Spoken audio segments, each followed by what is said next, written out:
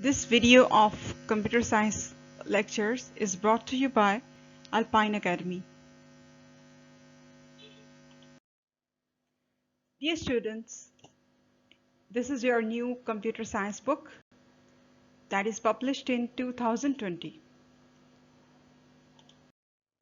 These are the contents of your new computer science book. There are 7 units in this chapter and ये chapters जो हैं आपकी new syllabus scheme के मुताबिक हैं, जैसे कि 9th क्लास में सब्जेक्ट्स की बाइफिकेशन हुई है, तो न्यू सिलेबस जो आपका चेंज हुआ है उस स्कीम के मुताबिक ये बुक है. Chapter 1 fundamentals of computer. Students, these are the SLOs. SLOs means students learning outcomes. ये हर चैप्टर में हर यूनिट में मौजूद है और समझ लें कि एवरेज ये क्वेश्चंस आंसर हैं या इस तरह का मटेरियल आपको तैयार करना है, रेडी करना है एग्जाम पॉइंट ऑफ व्यू से. जैसे demonstrate the understanding about the history of computer. ठीक है, पहला टॉपिक आपका होगा कि कंप्यूटर की हिस्ट्री क्या है, स्टार्टिंग में कंप्यूटर कैसा था, फिर कैसे एवोल्यूट हुआ, इसमें क्या तब्दीलियाँ आती गई. ठीक है, एक का आपको जैसे कि समझ लें कि आपने एक क्वेश्चन इस पर प्रिपेयर करना है हिस्ट्री पे कंप्यूटर की या उसके कंप्यूटर के एवोल्यूशन के ऊपर, डेवलपमेंट पे. फिर नेक्स्ट है outlines the various generations of computer. Computer की डिफरेंट जनरेशंस है, 5 जनरेशंस का बताया गया स्टूडेंट्स को. तो आपका नेक्स्ट टॉपिक ये होगा, ये आपने प्रिपेयर करना है. Then classify the computers as per their size and technology use to date. फिर कंप्यूटर की किस्में हैं, इकसाम है, काइंड्स ऑफ कंप्यूटर्स, जैसे साइज के हिसाब से और टेक्नोलॉजी यानी कि उनके यूसेज के हिसाब से आज तक जैसे जैसे डेवलपमेंट होती गई. तो ये SLOs हैं, इनको अपने माइंड में रखते हुए टॉपिक्स को प्रिपेयर करना है. सबसे पहले स्टार्ट में है इंट्रोडक्शन टू कंप्यूटर. कंप्यूटर है क्या, पहले आपको डिफाइन करना होना चाहिए कि computer is an electronics device है that can perform or process calculations and operations based on instructions provided by program. एक डिवाइस है, एक आला है, एक मशीन है जिसके थ्रू हम डिफरेंट टास्क परफॉर्म करते हैं. और आज के दौर में हर कोई जानता है कि कंप्यूटर से क्या कुछ हम काम लेते हैं. तो स्टार्टिंग में आपको जस्ट इस चीज़ की ज़रूरत है कि कंप्यूटर को डिफाइन करना है, इसकी प्रॉपर डेफिनेशन आप याद कर लो, लर्न कर लो. देन उसकी हिस्ट्री का टॉपिक स्टार्ट होता है जो हमने SLOs में ऊपर देखा, बुक में है. जैसे आपका 1.1 यूनिट स्टार्ट हो रहा है, 1.1 में इंट्रोडक्शन टू कंप्यूटर है. तो इसमें है एवोल्यूशन. ठीक है, एवोल्यूशन कहते हैं इर्तिका को, यानी कैसे तरक्की की फेजेस किस तरह चेंज होती गई, कंप्यूटर में किस किस तरह वक्त के साथ साथ तब्दीली आई, तरक्की होती गई. ठीक है, इर्तिका का सफ़र कंप्यूटर्स का. The computers which we see today are modern shape of computers which have been evolved since centuries. जो आज हम अपने सामने कंप्यूटर को देखते हैं ना, वो तो एक जदीद शेप है उसकी. पहले ज़माने में इस तरह के कंप्यूटर नहीं थे और इसकी डिफरेंट इराज में, डिफरेंट दौर में मुख्तलिफ तरह के शेप थी, साइज़ थी. ठीक है, और इसमें तब्दीली आती गई. तो अब हम इसमें देखते हैं कि 3 इराज हैं डिफरेंट, क्योंकि हिस्ट्री हम पढ़ रहे हैं ना. तो इरा कहते हैं टाइम पीरियड.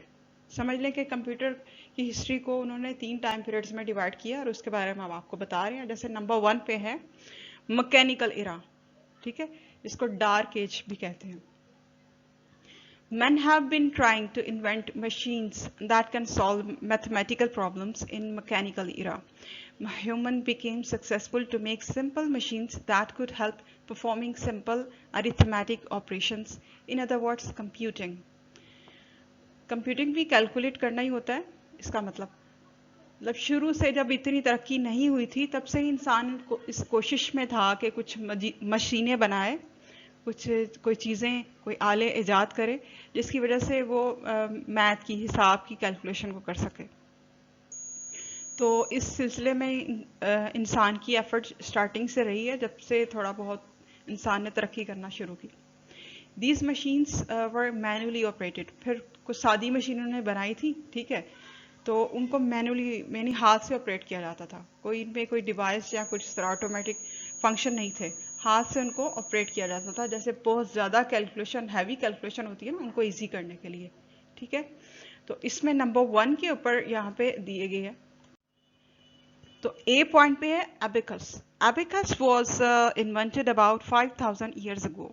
तकरीबन 5 साल पहले इसको इजाद किया गया। Abacus also known as counting frame, एक काउंट करने वाली मशीन की तरह, यानी सिंपल मशीन जो हाथ से हम उसको मूव करते हैं, मशीन तो नहीं है ये, इसको फ्रेम, जैसे मशीन फ्रेम कह सकते हैं, जैसे पिक्चर आप देख सकते हो।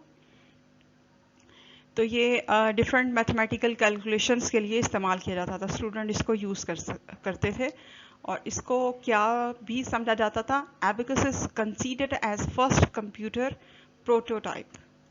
ठीक है, बहुत सिंपल, यानी सबसे पहले जो एवोल्यूशन हिस्ट्री के अंदर जो कोई चीज़ बनाई कैलकुलेशन के लिए, वो ये सादा सा फ्रेम था काउंटिंग करने के लिए। नेक्स्ट इसमें बी, उसके बाद कौन सी मशीन बनी, Napier's bones. Scottish mathematician John Napier developed Napier's bones in 1612. ठीक है, नेपियर बोन्स ने 1612 में इसको इजाद किया था, छोटी सी सादा सी मशीन को, mathematical. It also called Napier's rods, Napier rod भी इसको बोलते हैं। It was a small machine that contained 10 rods. The rods were made up of bones, wood or metal. Napier's bone was used for multiplication and division. इसमें 10 rod थी जो कि bones की हड्डियों की बनी होती थी, या फिर इसमें बाद में कुछ और मटेरियल जैसे लकड़ी या कोई मेटल भी इस्तेमाल की गई। इसको मल्टीप्लिकेशन और डिवीजन के लिए इस्तेमाल किया जाता था, सिंपल। फिर नेक्स्ट स्टेप पे आया slide rule. English mathematician William Oughtred invented a slide rule. This was basically a pair of 2 movable rules. Rulers थे इसमें जो दोनों मूव कर सकते थे, वो दोनों एक दूसरे के साथ मूवेबल, मतलब place by place, side by side लगे हुए थे, जैसे पिक्चर में आप लोग देख सकते हो, slide rule. These skills were use for mathematical computations, यानी मैथ्स वगैरह को कैलकुलेट करना, मैथमेटिकल क्वांटिटीज को, इसके लिए ये इस्तेमाल होते थे। Slide rule was use to multiply and divide numbers, and the modern slide rules are still used in some countries. कुछ कंट्रीज में अभी भी इसकी डेवलप्ड शेप इस्तेमाल होती है।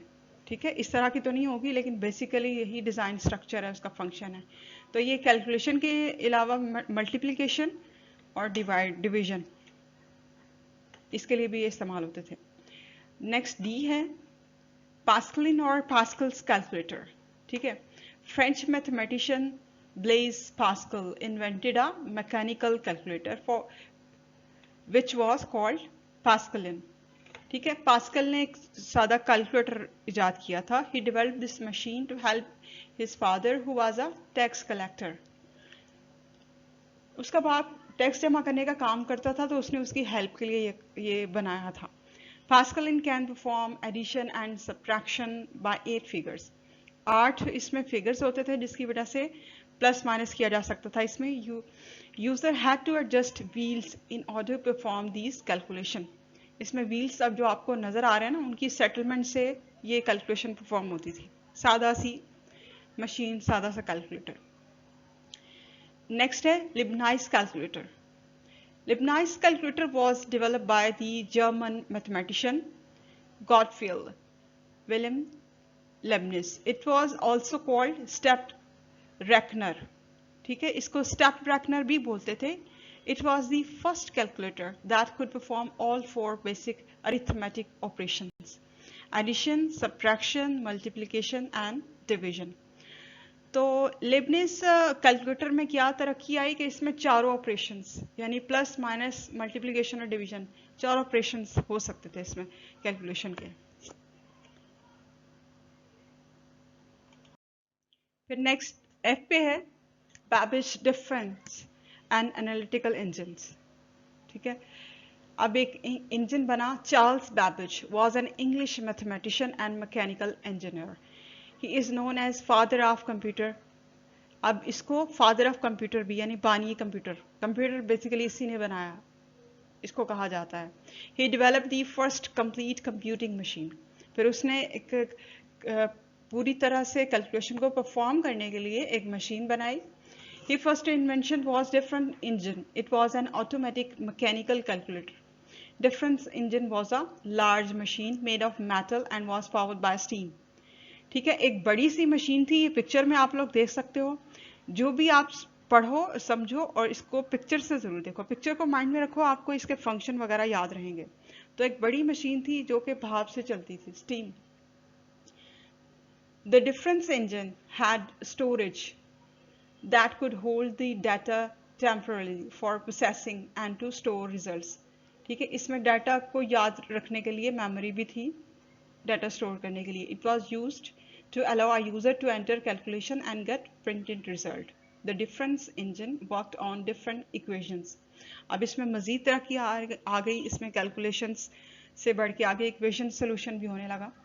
Then Charles Babbage designed but could not build a very big machine in 1837.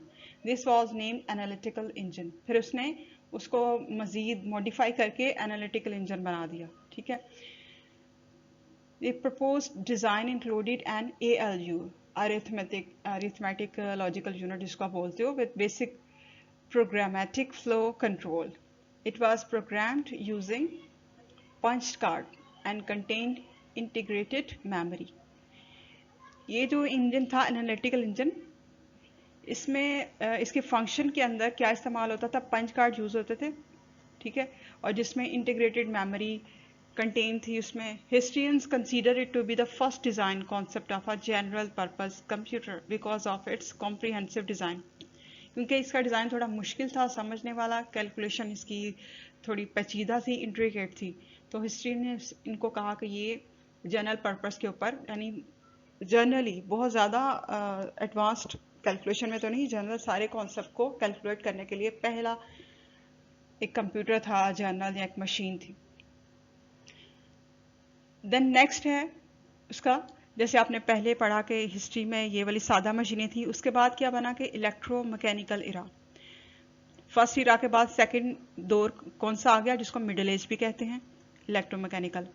This era start from the mid of 19th century, 19वीं सदी के सेंटर से, दरमियान से ये वक्त दौर शुरू हुआ। In this era, scientists became able to develop faster and more accurate computing machines as they were powered by steam and electricity. One of such machines was tabulating machine. तो 19वीं सदी के सेंटर में आके साइंटिस्ट ने ज़्यादा development की और ज़्यादा डेवलप मशीन से बनाना शुरू कर दी।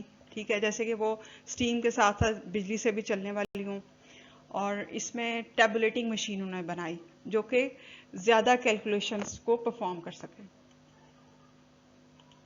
अब ये टेबलेटिंग मशीन की बात आई तो उन्होंने यहाँ पे पिक्चर दे दिया, ये इस तरह की मशीन थी। It was invented by American inventor Herman Hollerith in 1890। ठीक है, ये जो नाम है ना साइंटिस्ट के या फिर डेट्स हैं, इनको आप अंडरलाइन करके माइंड में रख सकते हो, और फंक्शन याद करने के लिए आप पिक्चर्स को माइंड में रखो, जो साथ में हर पिक्चर डिस्क्रिप्शन है ना, पिक्चर आई हुई है, उसको अपने अपने जहन नशी कर लो। Hollerith tabulating machine census data took only 6 months to compile. 6 महीनों में उसने इसको तैयार किया, which was very fast as compared to previous. पिछली जो जितनी भी चीज़ें बनी थी उससे ये ज़्यादा तेज़ थी, फास्ट थी, इसमें ज़्यादा कैलकुलेशन भी हो रही थी और ज़्यादा फंक्शन थे। देन क्या हुआ कि as compared to previous US census in 18 which took 7 years to be completed. पीछे चीज़ें बनने में काफ़ी टाइम लगता था, ये चीज़ जल्दी बन गई। ठीक है, ज़ाहिर है जब पहले काम होता है, स्टार्टिंग के अंदर काम मुश्किल होता है, फिर बहुत सारे लोग उसको सर्च करके करना शुरू कर देते हैं, तो फिर पिछले काम को देखते हुए हम आगे उसको मॉडिफाई करते हैं, तो आसानी पैदा होती जाती है। Hollerith tabulating machine became very famous and used in many offices of US government. तो ये मशीन बहुत जल्दी बहुत ज़्यादा मशहूर हुई, बहुत सारे दफ्तरों में इसको इस्तेमाल किया जाने लगा अमेरिका में। नंबर 3 थर्ड इरा है, तीसरा दौर इलेक्ट्रॉनिक इरा है। ठीक है, जो कि मॉडर्न एज है, जदीद दौर है। The advancement in the vacuum और electron tube gave birth to the electronic era. जब वैक्यूम ट्यूब बन गई, ठीक है, और इलेक्ट्रॉनिक ट्यूब बन गई, तो फिर इसने क्या जदीद दौर को एक नई शेप दे दी, मतलब मॉडर्निज्म, जदीदियत को तकवीयत Bakshi. In this era, the true computers were invented, which worked on the principle of input, store, process and output. इसमें सही जैसे कंप्यूटर जनरल कंप्यूटर होता है ना, उस तरह की मशीनें बनना शुरू हो गई, ठीक है, जिसमें बुनियादी तौर पे उनकी वर्किंग क्या होती थी कि इनपुट भी उसमें मतलब डाटा प्रोसेसिंग भी होती थी, इसके अलावा स्टोरेज भी यानी मेमोरी भी थी उसमें, और वो वर्किंग करके प्रोसेसिंग के बाद आउटपुट भी देता था। Input, store, process and output, ये सारे फंक्शन उनमें थे। Continuous advancement in electronic engineering increased efficiency and speed of computers considerably. फिर इंजीनियरिंग सेक्टर में काफ़ी तरक्की हुई और साथ साथ काम की रफ्तार को बढ़ाने के लिए और काम की उम्दगी को बढ़ाने के लिए कोशिश शुरू हुई, ठीक है, उनको ख्याल रखा जाने लगा, इन चीज़ों को देखा जाने लगा। The electronic era may be categorized in generations on the basis of core technology used to build computers. जो कंप्यूटर के जनरेशंस और कोर्स होते हैं ना, जैसे आप बोलते हो कोर 3 है, i3 है, i4, i5 है, इस तरीके से कंप्यूटर्स में भी जनरेशन होती है, लैपटॉप्स में भी, सिस्टम में भी। तो इस हिसाब से जैसे जितनी जितनी तरक्की होती गई, बेस इनकी यहाँ पे स्टार्ट हुई जदीद दौर में। For more details on remaining lectures, chapters and exercises of this book, please send us a message on WhatsApp number। ये WhatsApp number जो यहाँ पे मेंशन है, यहाँ पे आप मैसेज कर सकते हैं इस बुक से या इस एक्सरसाइज से रिलेटेड कोई भी क्वेश्चन हो या क्वेरी हो, हम ज़रूर आपको रिस्पॉन्स करेंगे। इसके अलावा आप हमें ईमेल भी कर सकते हैं at alpineacademy@gmail.com। अच्छा, मॉडर्न इरा में यानी जदीद दौर में जो चीज़ें बनती गई उनमें से पहली है फर्स्ट जनरेशन ऑफ कंप्यूटर्स। तो इसका दौर यानी डेट है 1940 टू 1956, यानी 1940 से 1956 तक जो कंप्यूटर चले वो फर्स्ट जनरेशन में कंसीडर थे। इसके बाद मज़ीद तरक्की हुई, ठीक है। तो फर्स्ट जनरेशन्स के ऊपर भी नोट्स या क्वेश्चन आते हैं, आपने बहुत अच्छे तरीके से इनको समझना है और इस पिक्चर को आपने स्कैन कर लेना माइंड में, ताकि आपको याद रहे, आप जनरेशन्स को डिस्क्राइब करते हुए मिक्स अप नहीं कर दो चीज़ों को। तो based on vacuum tubes, first generation computers were very large in size, ठीक है। पहली जो जनरेशन थी ना, उसमें जो कंप्यूटर थे बहुत बड़े बड़े होते थे, वजनी कंप्यूटर बहुत बड़े, जैसे समझ लें तकरीबन एक कमरे के बराबर। This generation computers used machine language, ठीक है। ये मशीन लैंग्वेज यानी इनको यूज़र फ्रेंडली नहीं होती थी, हम लोग उसको समझ नहीं सकते। स्पेशल जो कंप्यूटर की मशीन्स होती है, मशीन लैंग्वेज सिर्फ वो इसमें इस्तेमाल होती थी। फिर उसमें क्या, magnetic drums were used as primary internal storage medium. तो मेमोरी के लिए उसमें मैग्नेटिक ड्रम्स यूज होते थे, ठीक है। And punch cards for input के लिए, इस मकसद के लिए क्या, पंच कार्ड इस्तेमाल हुए। इन this generation mainly batch processing operating system was used. तो विंडोज सिस्टम इसमें इंट्रोड्यूस हुआ, ठीक है। Computers of this generation were primarily used for scientific and research purpose. जब ये पहली जनरेशन बनी, उस वक्त कंप्यूटर का इस्तेमाल सिर्फ और सिर्फ इस हद तक होता था कि कोई साइंसी नॉलेज से रिलेटेड या प्रोजेक्ट के लिए चाहिए, या रिसर्च बेस के ऊपर रिसर्च करनी है मेडिकल में, इसके लिए सिर्फ ये कंप्यूटर इस्तेमाल होते थे उस वक्त। Electronic numerical integrator and calculator, ठीक है। Universal automatic computer are example of first generation of computer. ये एग्जाम्पल हैं, आप इनको अलग से हेडिंग में भी लिख सकते हो, example of first generation of computer, इनके नाम आप लिख दो बोल्ड करके। तो ये जो पिक्चर आप देख रहे हो, ये वैक्यूम ट्यूब्स हैं। अब ये सेकेंड जनरेशन ऑफ कंप्यूटर्स जो कि 1956 से लेके 1963 तक रही, ठीक है। इस दौर में, इस जनरेशन में क्या हुआ कि ट्रांजिस्टर ने रिप्लेस किया वैक्यूम ट्यूब्स को। Because of transistors, computers became smaller, faster, cheaper and more efficient. Transistor चीज़ों को ज़्यादा एफिशिएंसी देता है, ठीक है। तो इसकी वजह से उनका साइज़ कंप्यूटर का वो भी रिड्यूस हुआ। पहले बहुत बड़े बड़े कमरे के साइज़ के कंप्यूटर होते थे, हैवी मशीन्स, ठीक है। अभी इसका साइज़ भी रिड्यूस हुआ और इसकी स्पीड भी बढ़ गई। Assembly language and a high level language, Fortran जैसे कि नाम है हाई लेवल लैंग्वेज का, वर इंट्रोड्यूस्ड। मशीन लैंग्वेज उस ज़माने में थी, इसके बाद ये असेंबली और फॉर्टन यानी हाई लेवल लैंग्वेज, ये इन ज़बानों का इस्तेमाल आया कंप्यूटर में। Magnetic core was used as primary internal storage medium. Memory के लिए क्या यूज होता था? Magnetic core. ठीक है। Punch card were used for input, जो कि फर्स्ट जनरेशन में भी ऐसे ही था। Batch processing and multi programming operating system was used. अब उसमें ऑपरेटिंग सिस्टम के अंदर मजीद डेवलपमेंट आई। These computers were mainly use for commercial production, scientific and engineering analysis and design. अब इनका इस्तेमाल कहाँ कहाँ होता था? जैसे तजारती मराकज़ के ऊपर कोई चीज़ें बनानी है, पैदावार है उसमें, यानी बिजनेस के अंदर बड़े पैमाने पे, ठीक है, बड़े पैमाने पे जो बिजनेस कारोबार होता है इंडस्ट्रीज लेवल पे।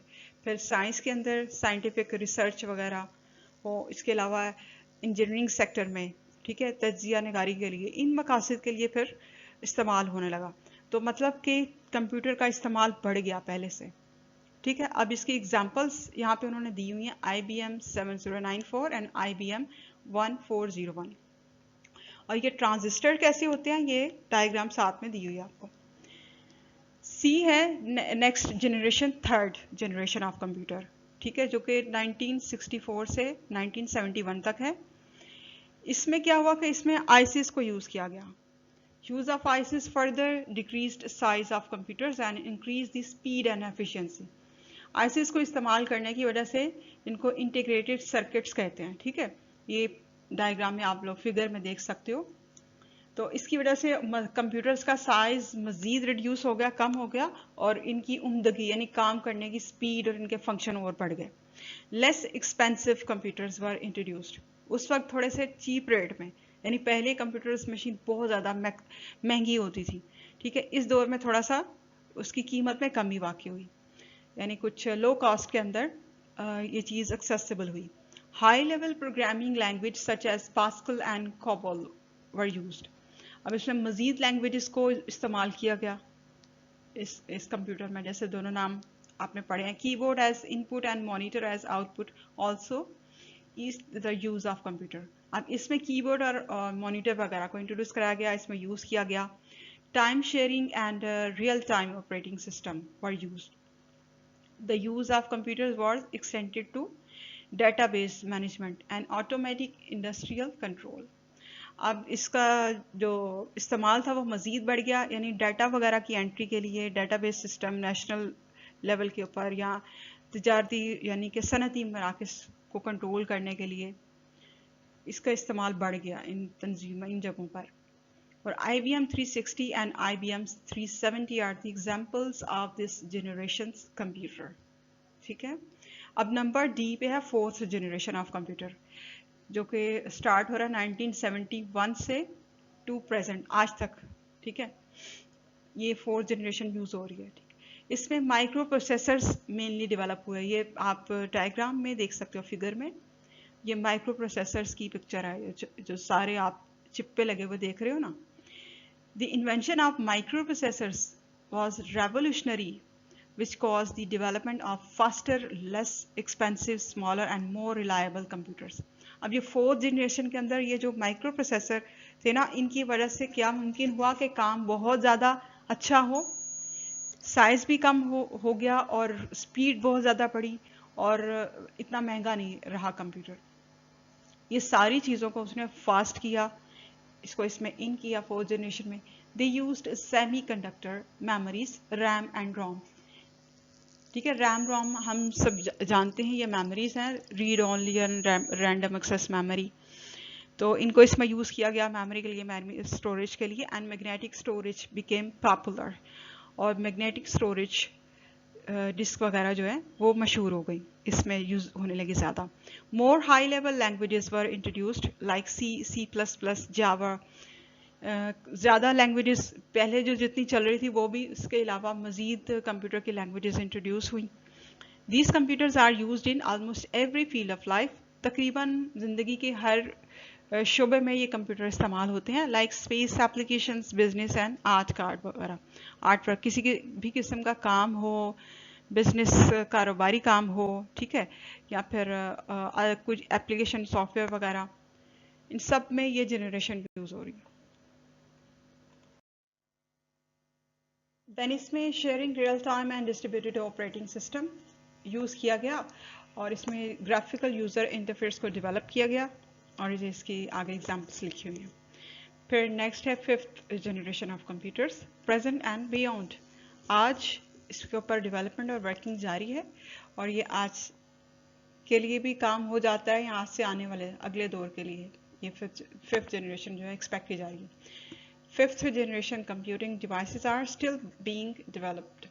अभी भी कुछ टेक्नोलॉजी आ चुकी है और कुछ डिवाइसेस को डेवलप किया जा रहा है, इसके ऊपर वर्किंग जारी है। In this generation computers will be capable of self learning, reasoning and generalization. इसमें वो चीज़ें जो हम बिलीव नहीं कर सकते कि मशीनें उस तरह परफॉर्म करेंगी, लेकिन इसके अंदर वो फंक्शन लाने की कोशिश की जा रही है।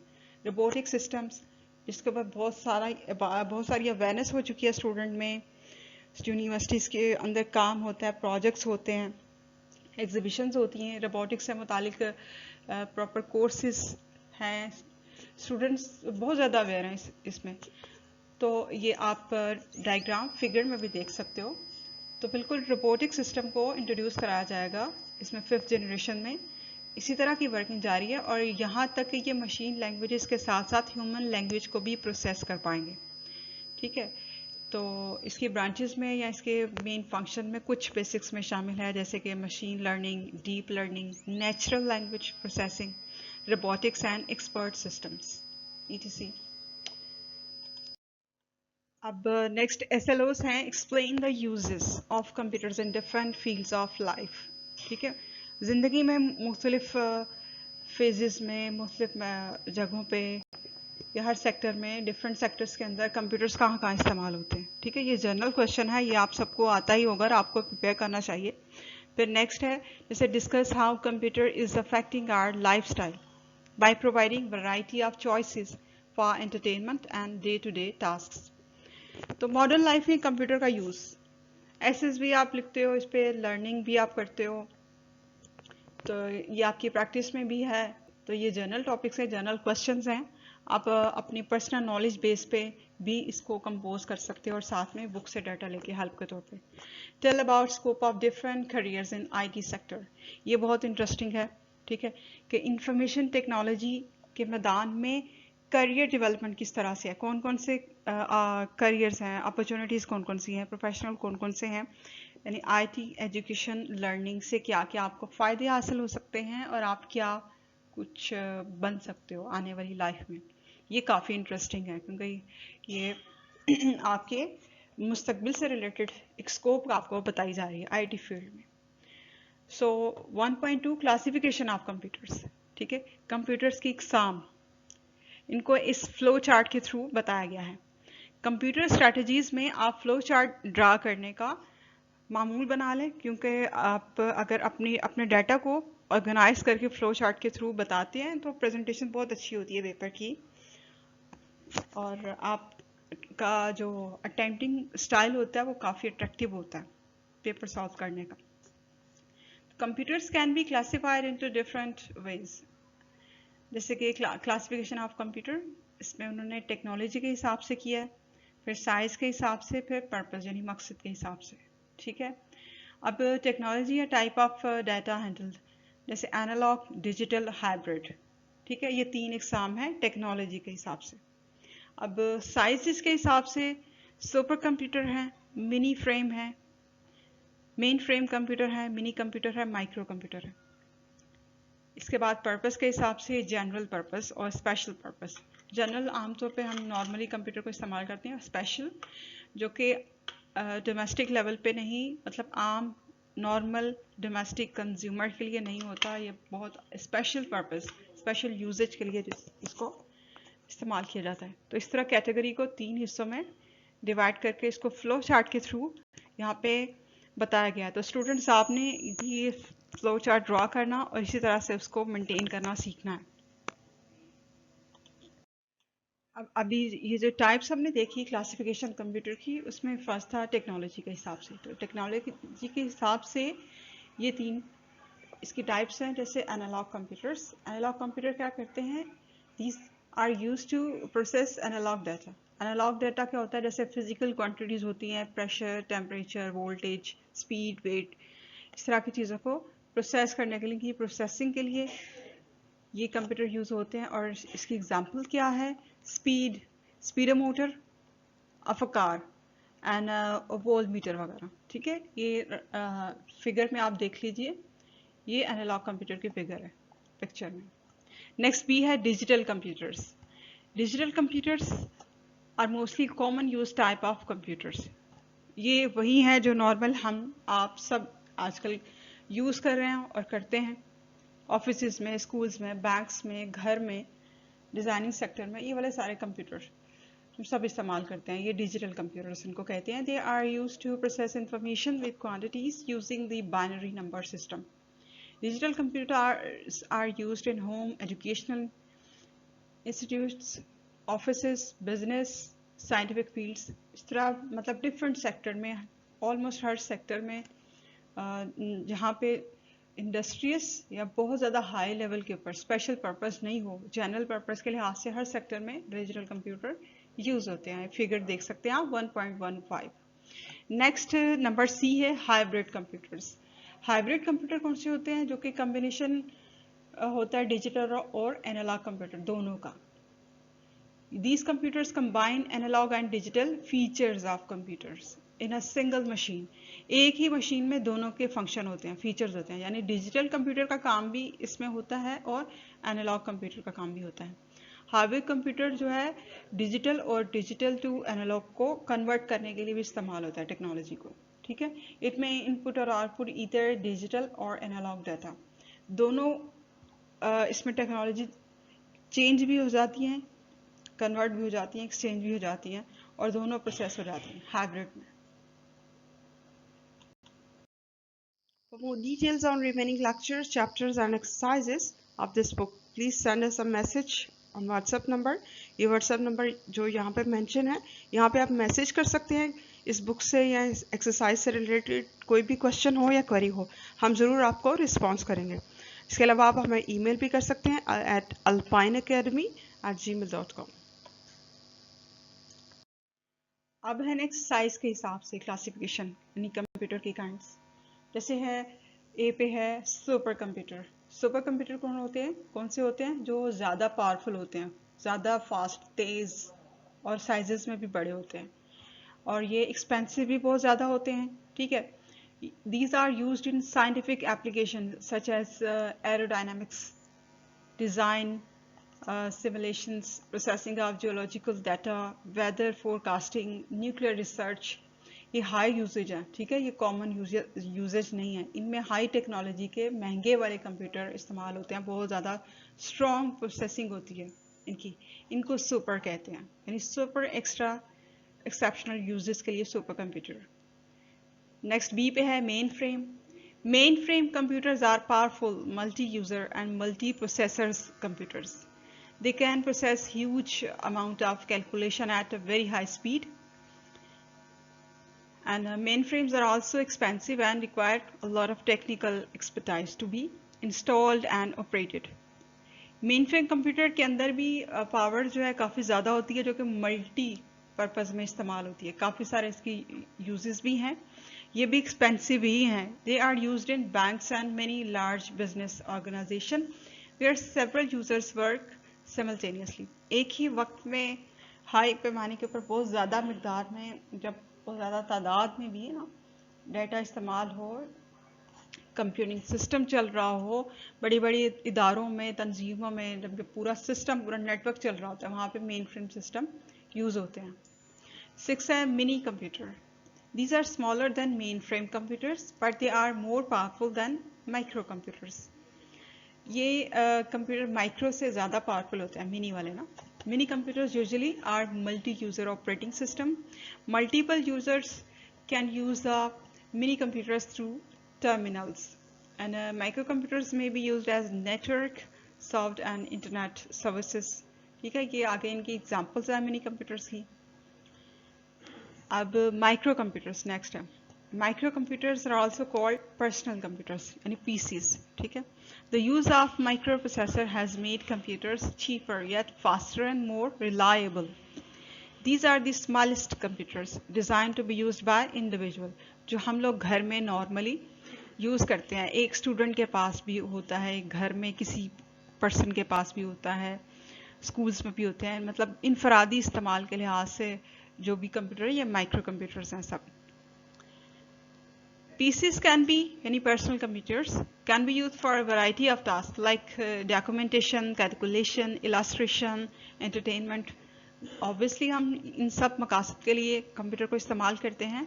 The power of network and internet has also made it more useful. Now computers are also used for communication and socialization. यानी social media, digital marketing, digital platform of working और कम्युनिकेशन है. अब तो एजुकेशन इसके ऊपर चल रही है. वैसे ही एक दूसरे से कॉलिंग के लिए बहुत सारी एप्लीकेशन जो है वो ऑनलाइन यूज़ होती हैं. मतलब कम्युनिकेशन थ्रू मेल्स भी, इंटरनेट का इस्तेमाल भी इसके थ्रू. तो वही सारे यूजेस जो हम यूज़ कर रहे हैं आज के दौर में करंटली इंडिविजुअल लेवल पे माइक्रो कंप्यूटर्स में है सब. नेक्स्ट है अकॉर्डिंग टू पर्पस, यानी इस्तेमाल के लिहाज से कंप्यूटर के इकसाम. जनरल पर्पस कंप्यूटर और स्पेशल पर्पस.